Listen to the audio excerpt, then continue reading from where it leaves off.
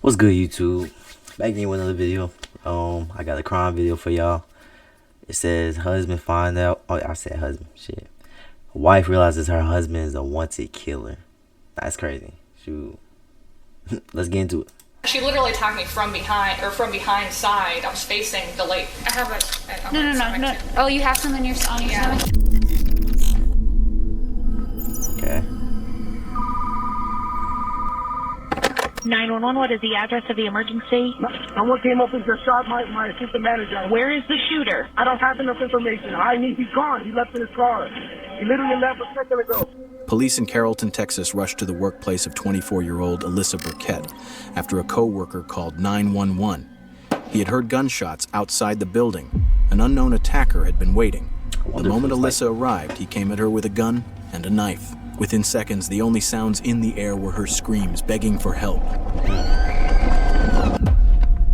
This had to have been signed. By the time officers got there, it was too late. Alyssa was already dead. Her body lay near the entrance, stabbed more than 40 times with no sign of mercy. What the officers didn't know yet was that this would become one of the most disturbing and complicated cases they had ever faced. In the days ahead, detectives would uncover a tangled mess, a list of possible suspects, bitter family conflicts, a custody battle over a child, dangerous levels of jealousy, and eventually, after years of twists, a court verdict that no one saw coming. All of it building into one of the most twisted homicides the town had ever seen. Police department, church, warrant, if you're in there, come out with your hands up! I can't believe that my fiance would do something like that to a woman or to anybody. I'm telling you, there's a side of him that you do not know.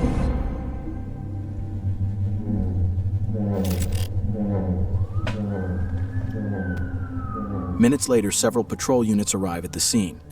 It's the parking lot of an apartment rental office on 1120 MacArthur Drive. Right by the entrance sits a gray Toyota Corolla. The driver's side window is shattered and bullet holes are clearly visible in the glass. Any crime scene is going to be inside that tape? It's inside that tape. All right. Okay. I heard that pop. I turned around, I knew it was a gunshot. She got shot in the car. Okay. She can see her handprints. A few steps away, a knife sheath lies on the sidewalk, and just beyond that, the bloody, wounded body of Alyssa Burkett. She had been shot in the face and stabbed repeatedly with deep, violent cuts all over her body. Officers moved quickly to secure the scene while paramedics fight desperately to save Alyssa's life. But the blood loss and the sheer number of wounds make it impossible. At exactly 9:12 a.m., Alyssa's death is confirmed. A medical team sets up a tent right there in the parking lot to begin their examination of the body. At the same time, a crime scene investigator makes a chilling discovery: a tracking device hidden under the victim's car. She got shot in the car. Okay. She can see her handprints. Don't touch anything, okay? That device would later be sent to digital forensics for analysis. But before the results came back, detectives would turn to the victim's co-workers, eyewitnesses who had seen pieces of the attack, and begin to reconstruct exactly what happened that morning. I can say the black baby. Did you see him holding the knife? Yeah, in the hand. Were you here when everything happened? Yes, I was thinking my... According to reports, Alyssa arrived at the parking lot at 8:52 a.m. She hadn't even gotten out of her car when a man stepped out of a black Ford SUV parked a few meters away. He calmly walked up and fired a bullet through the driver's side window. The sound of the gunshot echoed through the lot. Inside the building, Alyssa's co-workers jumped up from their desks in fear and rushed into nearby rooms to take cover. One of them was sitting right by the window at the moment of the attack. We just getting our day started. Okay. Another witness said the attacker was a black man. I can say the black baby. It seems that after firing the He shot, better the be killer black. turned back toward his own car as if he was about to escape. But in that moment, Alyssa, miraculously still alive, managed to get out of her car with great difficulty. She staggered toward the building entrance, pounding on the window and calling for help. When the attacker saw she was still alive, he came back. This time, armed with a knife, he rushed at her and stabbed her 44 times in different parts of her body, killing her. Then he got into his car and fled the scene. 44 times, though? Unfortunately, there were no security cameras around the building, so we don't have any footage of the attacker. But now, let's step in as criminal profilers and examine the scene piece by piece to understand what happened. This murder wasn't random or accidental. The choice of location, timing, and method shows that the killer knew the victim beforehand. The motive wasn't financial or sexual. Everything points to extreme anger and a desire to control the victim. This suggests the killer had some kind of emotional, familial, or competitive relationship with Alyssa. The attacker was armed with 2 types of weapons: a firearm for the initial attack or to incapacitate, and a knife to finish the job. This shows the crime was premeditated. The GPS device found under the victim's car is one of the most important pieces of evidence, showing that Alyssa had been watched for a long time, not for theft, but for control. 44 stab wounds.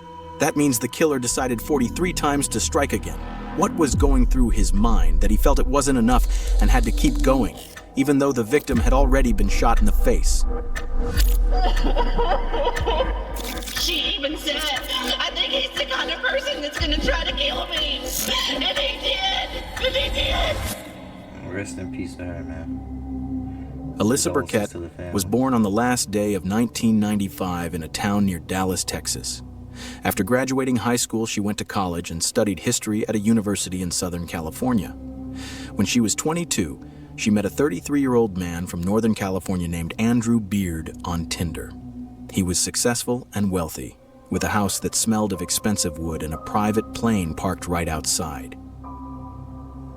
Their relationship started casually, some dates, some hangouts, nothing too serious, until one event changed Alyssa's life forever. Near the end of her relationship with Andrew, she found out she was pregnant.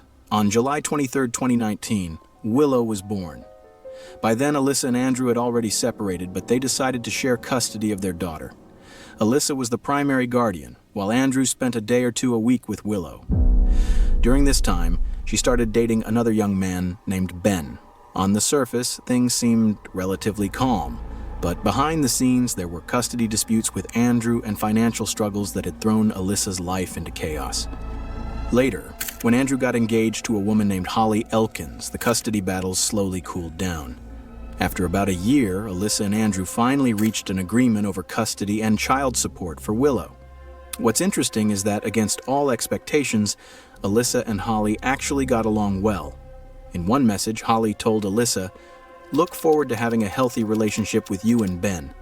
Alyssa replied, "I hope your influence helps, because I'd love nothing more than for us all to have a healthy relationship." But just a few months later, something strange happened.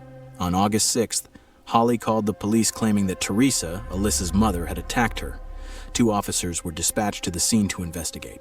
Holly told them she was walking near the lake with Willow in her arms when suddenly Teresa came up from behind, grabbed the child, and started hitting and scratching her. She literally attacked me from behind side. I was facing the lake.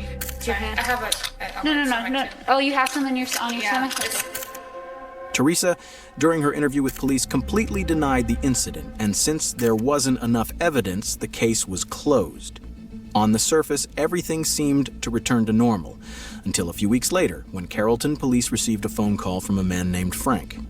He was reporting something suspicious. I saw what I thought looked like someone just selling some drugs out of their truck, and I could smell it and I could see it. And Okay, what kind of vehicle is it? it's a little Toyota Corolla. I have a license plate, if that helps. Okay, great. What was your last name? Morrow. Several officers were immediately sent to Alyssa's workplace. In the trunk of her car, they found a large amount of cash, packages of drugs, and a gun with its serial number removed. Alyssa was shocked. She insisted that none of it was hers and that someone must have planted it to frame her. Given her background, no criminal record, no history of drug use, and no ties to crime, the police decided not to pursue the matter any further.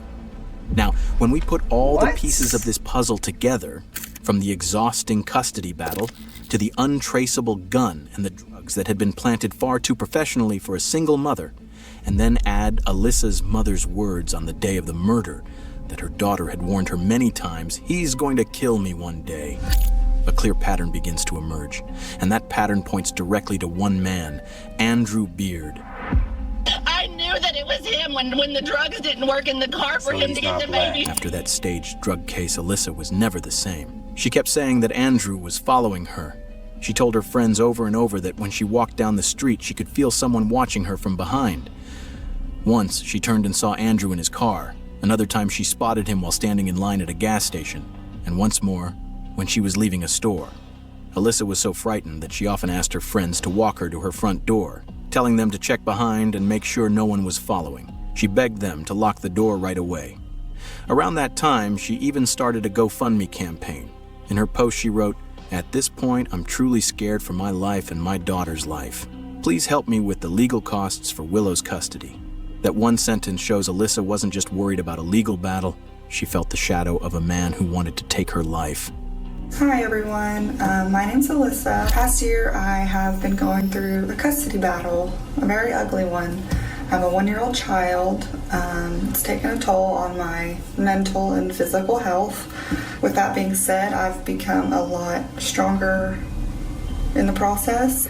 And I guess just my message is, no matter what you're going through, stick it out, you can do it, and stay strong. But even with all of this, there's still one question we don't have a clear answer for.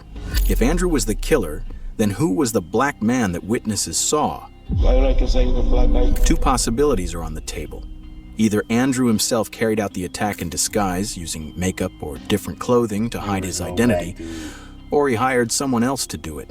Maybe a friend, maybe a ruthless man desperate for money.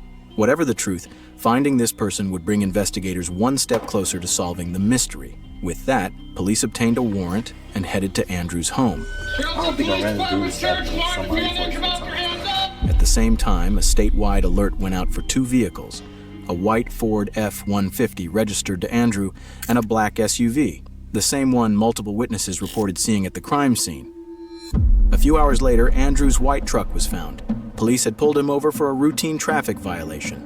Officers ordered him out of the vehicle, and without any resistance, he was arrested on the spot.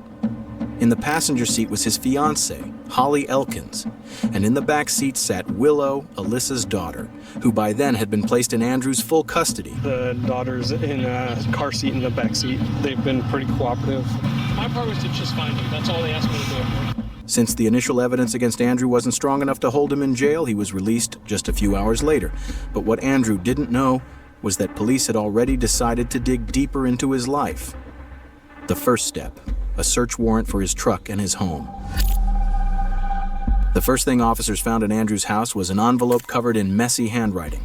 Inside were notes with Alyssa's workplace address, the make and color of her car, and even her daily schedule. Among those notes was the name Frank Marrow, the same man who had called police a month earlier to report the drugs and gun in Alyssa's car. Okay, great. What was your last name? Morrow. On the table, investigators also discovered a special charger and a portable battery. The model and serial number matched exactly with the GPS tracker that had been hidden under Alyssa's car. So we found this GPS tracker box. At the same time, the full report on Andrew's car came in. Inside a backpack on the back seat, police found a pair of men's hiking boots, soaked in bleach and cut into pieces. It was clear someone had been trying to erase his tracks. Next to the boots were 2 bottles of professional makeup in dark brown shades, something that could make light skin look much darker. That's when the first theory was confirmed. The killer had tried to disguise himself using makeup and clothing to appear like a black man. Investigators also uncovered paperwork for a black Ford Expedition SUV registered in Andrew's name. GPS data showed that just half an hour after the murder, around 9:30 a.m., the vehicle was parked near an apartment building only a few blocks from Andrew's own home. Inside the SUV, officers found bloodstains on the seat and floor. DNA testing later confirmed it belonged to Alyssa. And finally, the last piece of the puzzle. Right by the car door, police discovered a fake beard, the exact same kind Alyssa's co-worker had described the attacker wearing during the assault. With all this evidence, there was no doubt left. Andrew Beard was arrested once again, this time charged with first-degree murder, and taken to the Dallas Police Department jail. Beard's bond is set at $1 million. He is currently in the Dallas County Jail charged with murder, and police say it's very clear this killing was not random, it was planned, and it was personal. A few days later, Holly voluntarily went to the police to talk about the events that had happened. This is where the story enters a whole new phase. There was even a possibility that she herself could have been the next victim. So I just told all my friends and family that I'm engaged to the most wonderful man on the planet. Yeah. And now people want me to believe that he's not that. And there are so many emotional roadblocks for you to try to believe that. I get that. I can't believe that my fiance would do something like that to a woman or to anybody, but a woman. And she was lucky to still be alive. Signs had But none of that seemed to matter. Holly kept insisting that Andrew had been at the house during the incident. She said the accusations were unbelievable and that the evidence couldn't convince her otherwise. Telling you there's a side of him that you do not know. There are a few hours that you know he was not in that house. You cannot tell me that I feel that way, sir. I can tell you that because I know that for a fact that he was out of the house, Holly. I don't know that for a fact. I am a total stage 5 clinger girlfriend. I'm always up his ass. I find it hard to believe. The interview ended without any concrete results, and Holly left the police station. 2 weeks into Andrew's detention, something unexpected happened. A Rowlett man accused of shooting, then stabbing to death the mother of his child is free on bond this afternoon. And the victim's family believes he is a threat to public safety. On October 21st, 2020, Andrew Beard's $1 million bond was paid. And despite all the evidence against him, he was released from jail.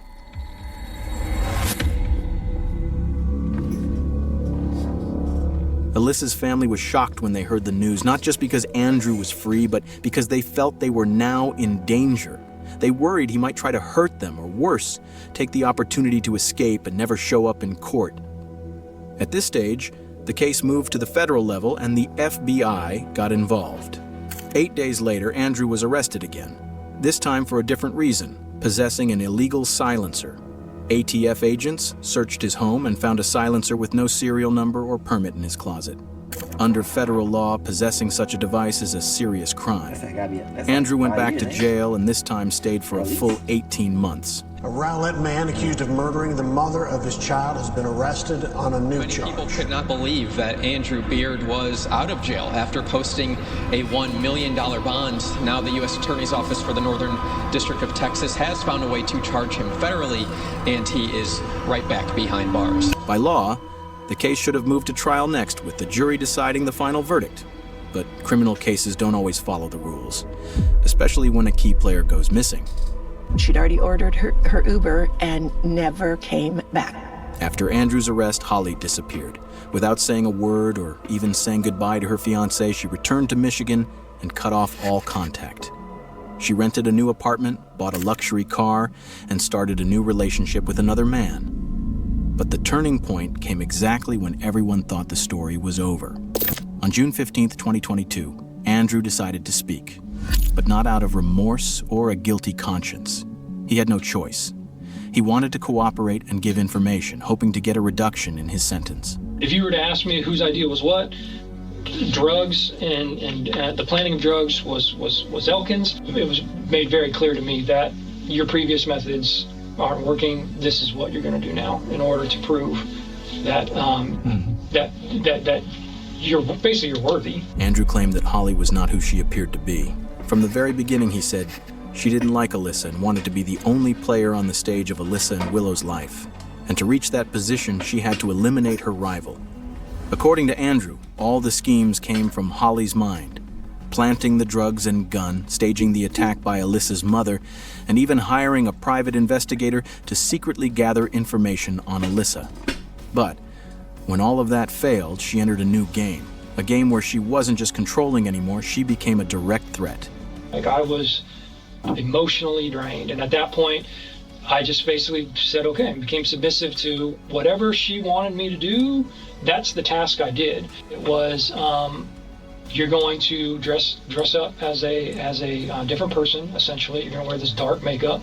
That was her plan. That was how it's going to be done. It does look planned out because it was. The process was planned out. It seemed that the murder plan was a test of Andrew's manhood, and he may have truly believed he had to succeed. Holly had planned everything for 2 weeks before the murder. How Andrew should disguise himself to make his face look darker, what time to be at the scene, what to wear, and where to escape afterward. She had even prepared a few messages to boost Andrew's confidence while carrying out the plan. Usually we look for the killer, but sometimes we have to look for the person who created the killer. In this case, Holly didn't pull the trigger and the knife was never in her hands.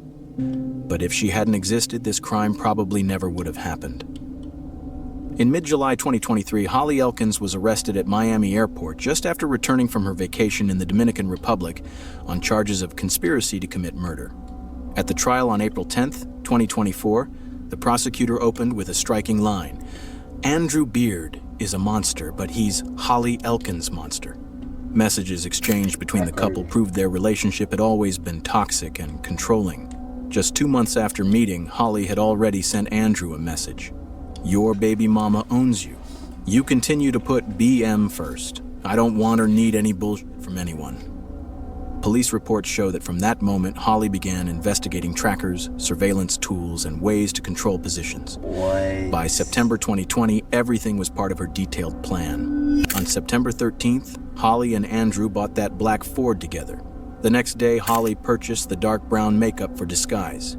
On September 19th, the pair went to a store and bought the same model of bullets and knife that would later be found at the crime scene. Why did she do all this? The prosecutor argued that it all stemmed from Holly's obsession with gaining control over Willow. But if you look deeper, the child was more than just a custody battle. Willow was a symbol. To Holly, Willow wasn't just a child. She was a flag at the peak of a mountain she didn't want anyone else to climb. What is that?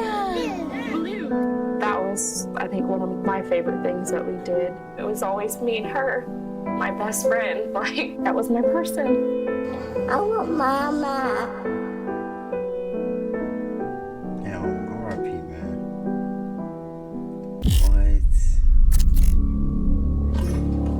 What? Sentenced to 43 years in prison, 2 life sentences. Wait.